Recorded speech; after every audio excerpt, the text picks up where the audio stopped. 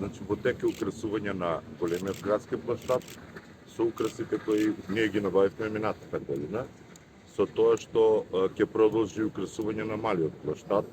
3 милиони средства се одделени од Советот на општина Куманово, јавно предпријатие распише и ја заврши постапката и мислам дека со новите и старите украси ќе се вклопиме во престојните новогодишни празници во амбиентот.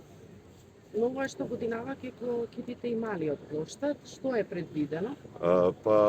Според потребите на Советот и на градоначалникот на општина Куманово ќе се надополнат новите украси со тоа што нека остане мала тајна за најмладите и за граѓаните на општина Куманово.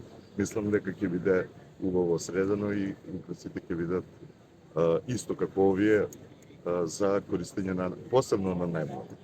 Дали фокусот ќе биде само на двата площади или ќе се украсат и дел од сообраќајниците? Не, сега ова година ќе сме фокусирани на двата площада, со тоа што минатите години, нели, сведоци сте дека Куманово изнајмуваше украси. И тие пари одеа во ветер. Сега ние ги купуваме за да направиме некоја наши украси кај што во интерес на граѓаните ќе се останат како својина, односно собственост на општина Куманово.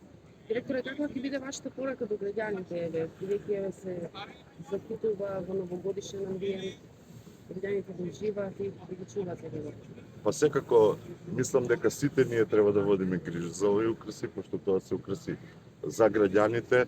Ја им посакувам на сите среќни новогодишни и божитни празници, им посакувам многу среќа, здравје во новата 2024 година.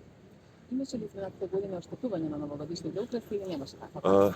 Ангажиравме агенција, имаше обиди за оштетување, имаме многу мали оштетувања, меѓутоа бевме добро организирани, ги вардевме во ноќните часови и мислам дека и ова година исто ќе постапиме по таа проблематика.